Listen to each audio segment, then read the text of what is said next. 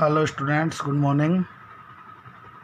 Students, पिछले video lecture में हमने टाइप्स ऑफ पार्टनरशिप डिस्कस किया था और आज हम लेक्चर नंबर 28 में अगला टॉपिक डिस्कस करने जा रहे हैं। दैट इज टॉपिक नंबर, पिछला टॉपिक था आपका टॉपिक नंबर 6, आज हमारा टॉपिक है 7 और इस टॉपिक का नाम है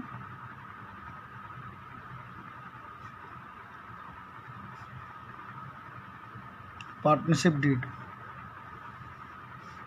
very important topic from the exam point of view. So let we start about the meaning of partnership deed. Students, partnership deed को समझने से पहले हम एक पार्टनरशिप की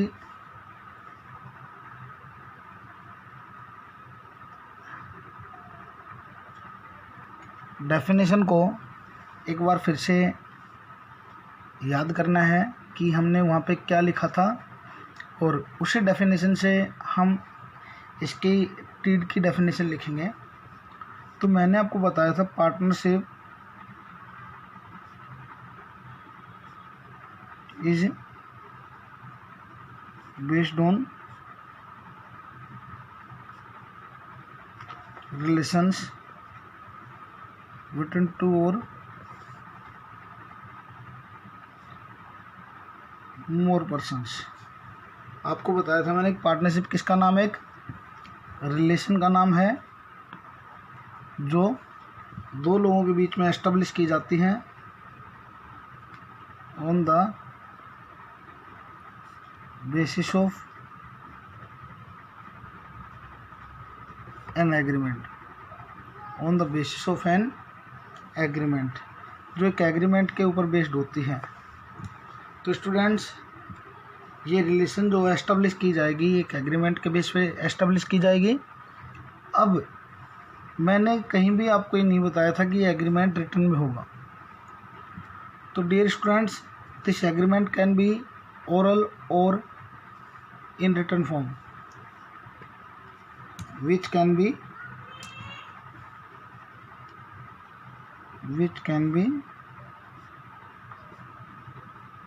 oral or written। ये थी पार्टनरशिप की एक प्रॉपर प्रिक्विजिट्स कंडीशन कि पार्टनरशिप एक रिलेशन का नाम है दो या दो से लोगों के बीच में, और वो रिलेशन वो एस्टेब्लिश करते हैं एक एग्रीमेंट से, और वो एग्रीमेंट ओरल एग्रीमेंट भी हो सकता है और रिटन एग्रीमेंट भी हो सकता है। सर, एग्रीमेंट का मतलब जिसके ऊपर वो सहमत हुए हैं, that is terms and conditions, यानी वो टर्म्स एंड कंडीशंस जिस पे सभी पार्टनर क्या हुए हैं, एग्री हुए हैं। वो टर्म्स एंड कंडीशंस ओरल भी हो सकती है और रिटन भी हो सकती हैं। तो स्टूडेंट्स, जब terms and conditions written form में हो जाएं तो उस एग्रीमेंट को, रिटन एग्रीमेंट को ही क्या बोला जाता है, पार्टनरशिप डीड। तो यहाँ पे आपकी डेफिनेशन बन जाएगी। So if agreement about terms and conditions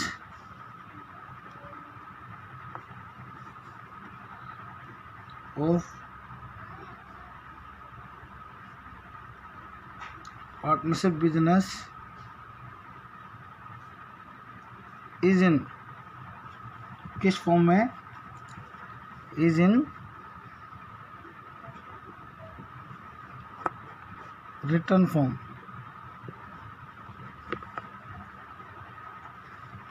then such written agreement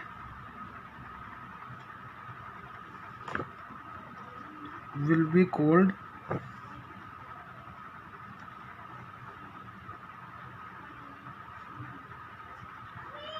partnership deed. तो यहाँ पे एक ऐसा एग्रीमेंट जो लिखा हुआ है जिसमें उस बिजनेस की टर्म्स एंड कंडीशंस मेंशन है, उस एग्रीमेंट को ही बोला जाता है partnership deed.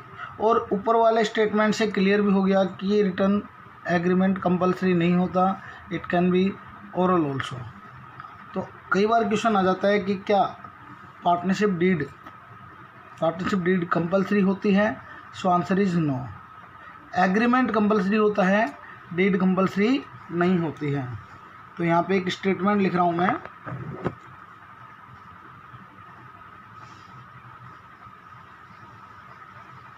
Partnership deed is optional but agreement is compulsory. यानी बिजनेस के लिए टर्म्स एंड कंडीशंस नेसेसरी होती हैं, लेकिन टर्म्स एंड कंडीशंस रिटर्न में हो ऐसा ज़रूरी नहीं है। Partnership deed is optional but agreement is compulsory. The meaning of the statement is that here terms and conditions, that means agreement, is compulsory. Terms and conditions of partnerships are compulsory but not in a written form. लेकिन ऐसा लिखित में ही हो ऐसा ज़रूरी नहीं है। So students, ये इसका मीनिंग था। अब हम बात करेंगे कि डीड में क्या क्या चीज़ें, क्या क्या शर्तें लिखी जाती हैं, उनके बारे में हम चर्चा करेंगे। तो लिखेंगे इसमें, the partnership deed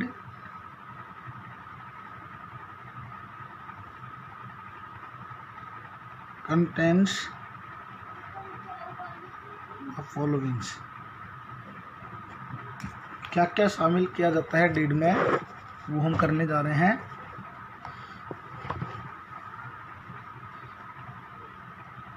सबसे पहले name of the firm, firm का नाम क्या होगा। Number 2, name of the firm,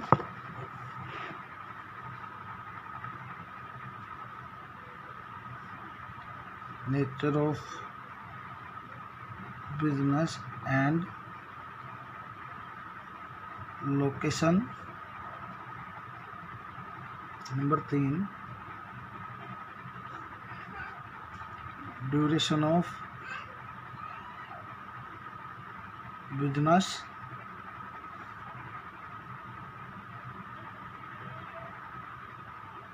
investment made by each partner. इस लाइन का मतलब है कि कौन पार्टनर कितनी कैपिटल कंट्रीब्यूट करेगा।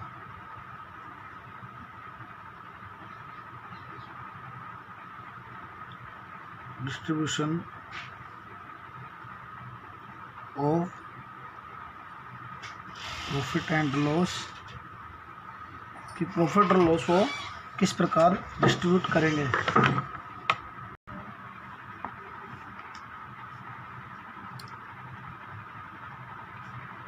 Duties and obligations of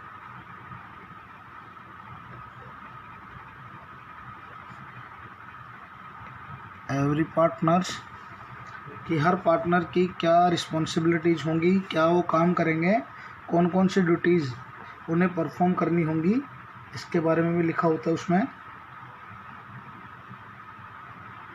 salaries and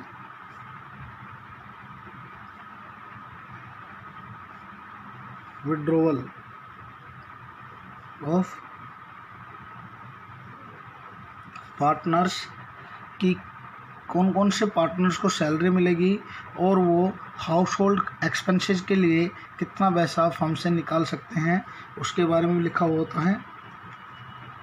number 8, terms related to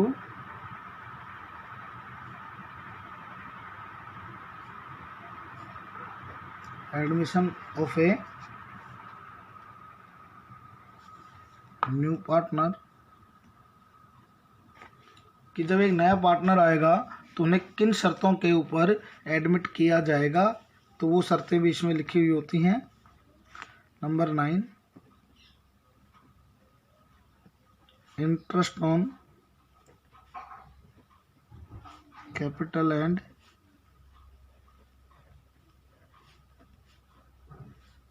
interest on drawings, कि उन्होंने जो पैसा लगा रखा है, इन्वेस्टमेंट कर रखा है कैपिटल के फॉर्म में, उस पर उन्हें कितना ब्याज दिया जाएगा, या उन्होंने जो पैसा विड्रॉ किया है उससे उनके ऊपर कितना ब्याज चार्ज किया जाएगा। ये बातें लिखी हुई होती हैं।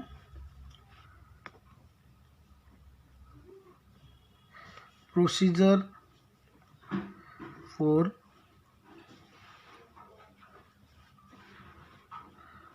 Dissolution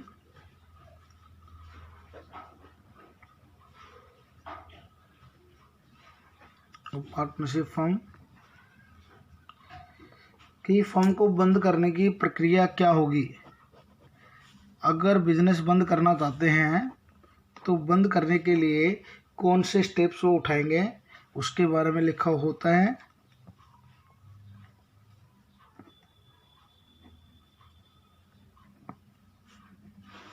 preparation of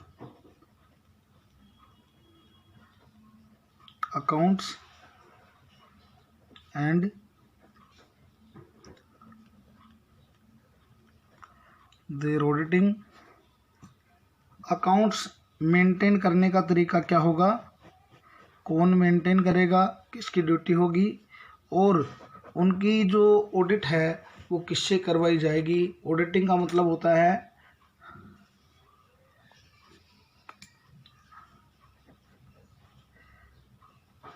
detailed investigation, investigation के बजाय डिटेल्ड चेकिंग लिखूंगा मैं, checking of accounts by CA. एक चार्टर्ड अकाउंटेंट के द्वारा उनकी चेकिंग होती है, और ऑडिट किससे करवाएंगे, कहाँ करवाएंगे, ये भी वो उसमें डिसाइड करते हैं। और लास्ट पॉइंट है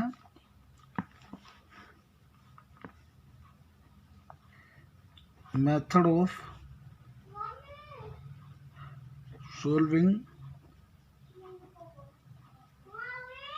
डिस्प्यूट। इस स्टेटमेंट का मतलब है मेथड ऑफ सॉल्विंग डिस्प्यूट्स। अगर किसी कारणवश आपस में कोई मतभेद हो जाते हैं, कुछ डिस्प्यूट्स अराइज हो जाते हैं पार्टनर्स के बीच में, तो उन डिस्प्यूट्स को कैसे रिजोल्व किया जाएगा उसके बारे में भी लिखा हुआ होता है। How to resolve disputes among the partners.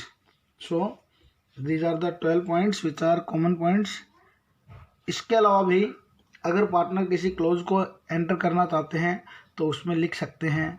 ये कोई एग्जॉस्टिव लिस्ट नहीं है, इसमें आप और भी टर्म्स एंड कंडीशंस को ऐड कर सकते हैं जो एक पार्टनरशिप के बिजनेस में सहूलियत दे, जो एक पार्टनरशिप के बिजनेस में आसानी दे। तो उन टर्म्स एंड कंडीशंस को डीड में शामिल किया जा सकता है।